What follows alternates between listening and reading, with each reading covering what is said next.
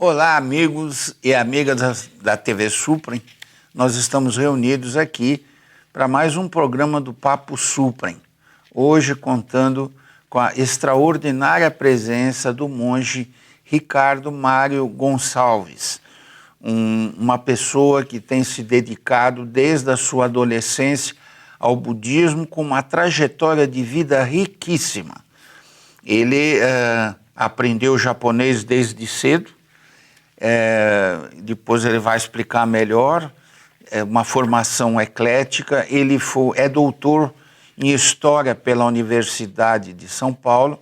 Hoje ele se aposentou como professor adjunto, que é concursado, mas durante 30 anos ele deu aula, graduação, pós-graduação, palestras, viajou pelo mundo. Então é uma raridade ter uma pessoa como o monge Ricardo, e eu então agradeço sua presença aqui nos estúdios e gostaria que o senhor falasse um pouco como o senhor, com formação brasileira, foi cair no estudo do budismo, principalmente na linha japonesa.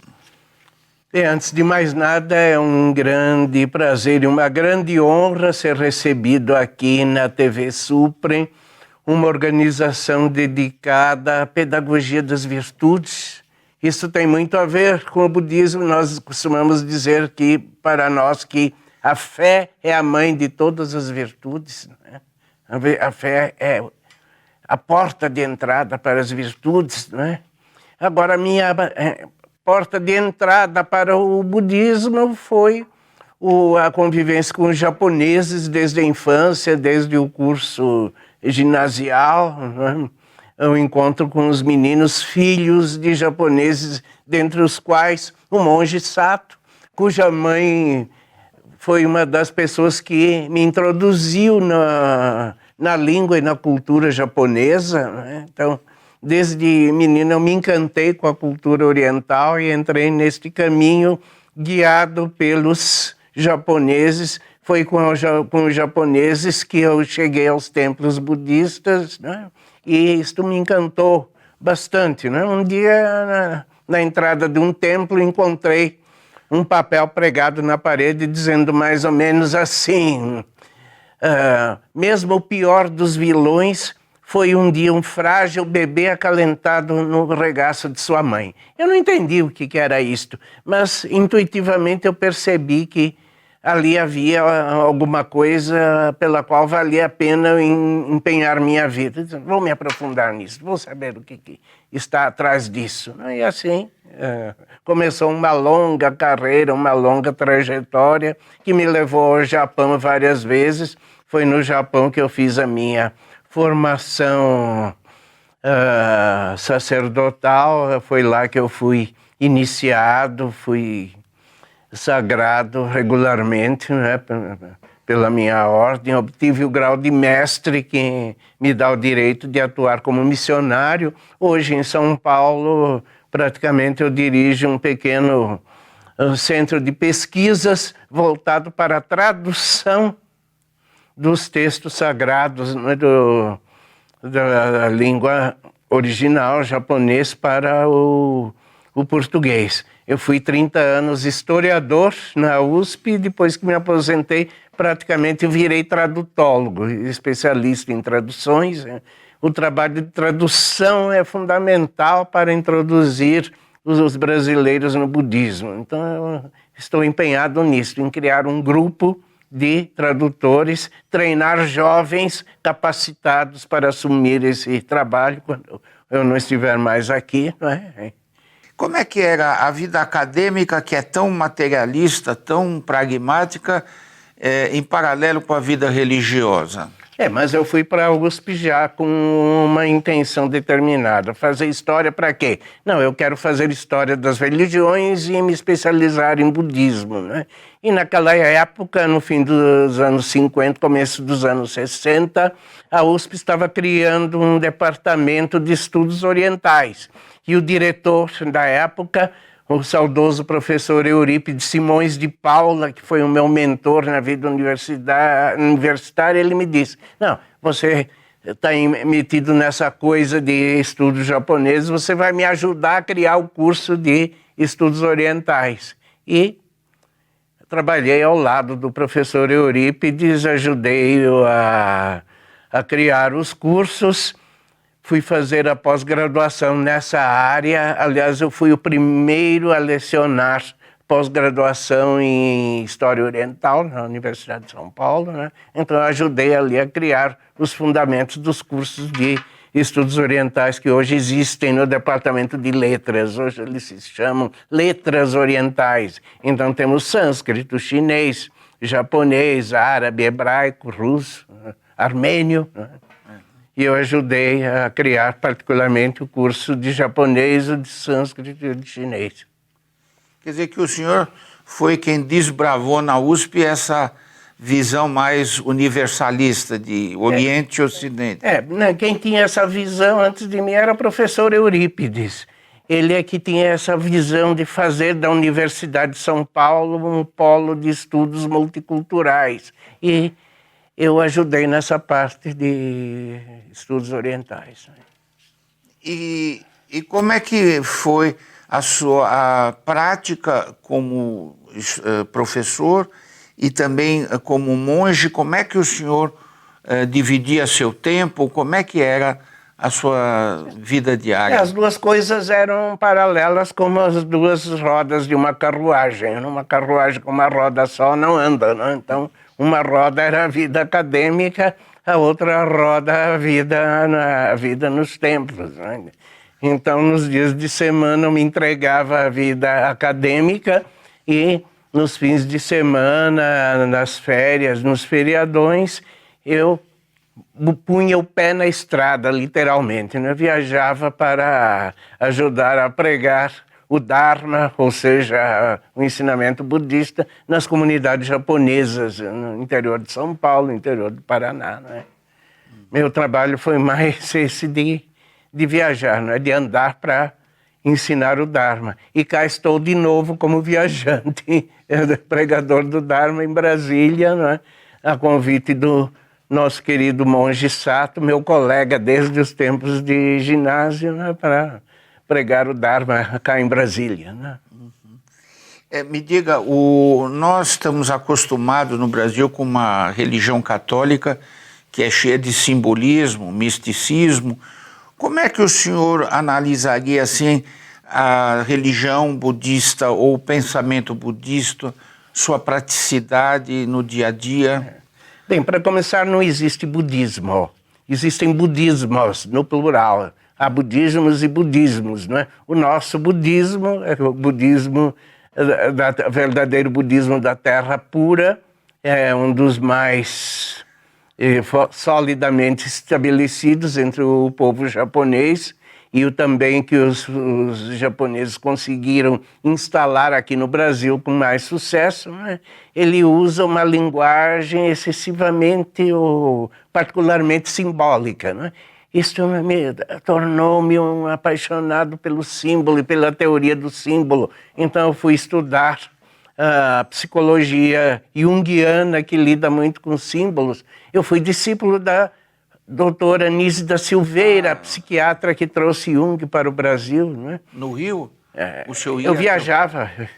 Como eu disse, era uma espécie de monge ambulante, vivia com o pé na estrada, né? No Rio eu participava dos grupos da doutora Nise. Depois em São Paulo, na própria USP, eu me tornei discípulo de um professor francês, professor Gilbert Durand, criador da antropologia do imaginário, uma antropologia ligada diretamente à análise de símbolos, né? E tudo isso me ajudou muito no trabalho da Terra Pura, que é aqui decodificar aqueles símbolos, né, dos textos sagrados orientais e tornar essa mensagem inteligível ao povo brasileiro que não tem acesso direto a esses símbolos, né? Temos que mediar a interpretação dessa linguagem simbólica, né?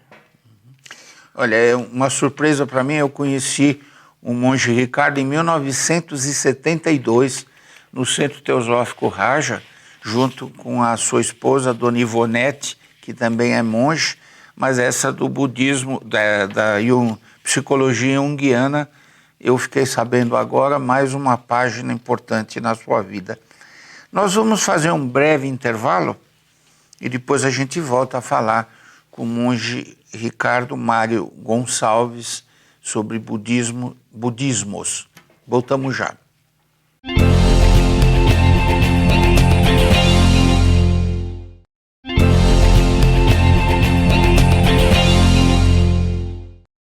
Bem, amigos e amigas, voltamos do nosso intervalo no programa Papo Suprem, entrevistando o monge Ricardo Mário Gonçalves, que no primeiro bloco falou de um modo geral da sua vida, sua experiência com o budismo, e nesse segundo bloco nós vamos aprofundar um pouco mais sobre os budismos, que é uma coisa nova para mim também. Eu gostaria que o senhor falasse um pouco, principalmente, dessa corrente budismo engajado que tem tomado vulto nos últimos tempos. Nós estamos em Brasília, desta vez exatamente com a missão de divulgar o que é o budismo engajado. Nessa ideia de vários budismos, eu proponho uma nova classificação. Temos de um lado o budismo engajado, de outro lado o budismo ensimesmado. O que é um e outro? Eu começo pelo budismo ensimesmado.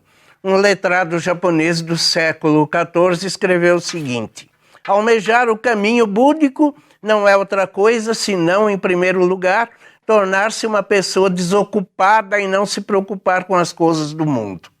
Então, este é um budismo do dolce far niente, de não fazer nada, né, de trancar-se e deleitar-se com o estudo do budismo, fechando os olhos para as coisas do mundo. O budismo engajado seria a proposta do mestre fundador da nossa escola, o mestre Shinran, que numa carta a seus discípulos diz mais ou menos o seguinte: creio que devemos praticar o budismo com nosso coração atento às preces do mundo. Preces aqui no sentido de aspirações, de anseios, né? Ele viveu numa época difícil, época de guerras, de catástrofes naturais, de terremotos, de tsunamis e de fomes, né? Então ele achava que o budista autêntico não devia se ensimesmar, se fechar em si mesmo, mas abrir-se ao sofrimento do mundo, né? E procurar fazer alguma coisa em prol, né, dos que sofrem, né? E agora, saltando para o século XX, um ativista japonês, grande trabalhador na área da promoção dos camponeses das regiões mais pobres do Japão. Ele era agrônomo e também poeta, escritor de contos infantis, teatrólogo. Miyazawa Kenji, ele diz o seguinte: enquanto o mundo inteiro não for feliz, não pode existir a felicidade do indivíduo.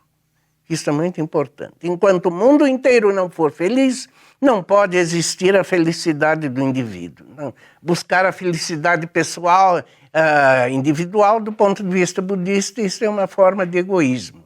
Não, devemos abrir os olhos, prestar atenção nos sofrimentos do mundo e fazer alguma coisa pela realização, para minorar os sofrimentos, não é, dos entes que sofrem a nosso redor, né? Esse é o único caminho de felicidade possível, trabalhar para minorar as dores alheias, né? E este é também o trabalho de um grande monge vietnamita que reside na França, o venerável Thich Nhat Hanh. Foi ele que lançou no mundo essa expressão budismo engajado, ou seja, budismo preocupado, com o olhar voltado para os problemas sociais do mundo. Ele trabalhou pela construção da paz no Vietnã, devastado pela guerra, depois teve que se transferir para a França e lá continua a trabalhar, basicamente, pela promoção da paz. Ele foi o grande instigador, né, desse projeto do budismo engajado. E no Japão esse projeto foi desenvolvido basicamente pelo reverendo professor Obata, que hoje é o nosso provincial. Ele é um acadêmico, foi reitor da nossa faculdade budista em Nagoya, a faculdade Dobo, e agora ele veio para o Brasil como chefe da nossa missão, e ele está desenvolvendo o trabalho também de difundir o ideal do budismo engajado, né? E eu estou a auxiliá-lo, a secundá-lo nessa tarefa, e vim aqui a convite do monge Sato, né, para fazer uma apresentação, né, do que nós entendemos sobre o budismo engajado para o povo aqui de Brasília, né? O senhor Buda, ele ressaltava que a vida é sofrimento, né? Ele fala, olhai ao vosso redor e ver que tudo é sofrimento. Nesse sentido, o budismo engajado tem tudo a ver com uma participação na vida para amenizar sofrimentos e buscas insensatas do homem nas sociedades. O Buda mostrou essa preocupação logo no início de sua carreira, né? Que ele mandou os monges saírem a caminhar pelo mundo e a ensinar este ideal de trabalhar pela felicidade dos seres sensíveis, né? Ele disse o seguinte: ó monges, peregrinai, peregrinai pelo benefício e pela felicidade de muitos. Compadecido do mundo, peregrinai em benefício de homens e deuses por sua felicidade e sua tranquilidade. Que dois de vós não trilhem juntos o mesmo caminho. Ó monges, pregai a lei perfeita no início, no meio e no fim. Pregai o caminho da plenitude e da pureza. Aqueles que possuem pouca impureza certamente sucumbirão se não ouvirem a lei. Caso a ouçam, atingirão a verdade. Monges, eu também seguirei para a aldeia de Senanigmama, em Uruvela, para pregar a lei. Ou seja, o Buda manda as pessoas saírem pelo mundo e trabalharem pela felicidade de todos os seres. Então, o conceito de budismo engajado, de certa forma, já está presente no próprio Buda. O Buda não mandou as pessoas ficarem sentadas em meditação, em si mesmadas, olhando para o próprio umbigo. Ele disse, peguem as estradas, põem o pé na estrada e saiam pelo mundo, né, para proporcionar a verdadeira felicidade aos seres, para libertar os seres da inquietação, da insatisfação. A palavra que se traduzia antes por sofrimento, hoje nós traduzimos por insatisfação. É aquele estado de angústia, de dor, não é, com que o homem contempla a sua própria vida, não é? Nenhum de nós está satisfeito com a nossa condição. A gente sempre acha que está faltando alguma coisa que a gente não consegue dizer o que é, não é? E o Buda, ele se preocupou exatamente em tentar curar o homem, não é, deste sentimento de insatisfação. Curar. O budismo, de certa forma, é uma terapia, uma terapêutica espiritual, né, para nos curar da insatisfação básica, da insatisfação raiz, não é, que está na base de todos os nossos sofrimentos, de todas as nossas dores. E ele mandou que as pessoas botassem o pé na estrada. Aliás, ele mesmo dá o exemplo, ele diz, eu vou para a aldeia de Senanigama para pregar a lei, e manda que seus discípulos, cada um tome seu caminho sozinho, né? É o ideal do praticante independente que sai pelo mundo, né, com a missão de ensinar aquilo que ouviu da boca do mestre maior, né?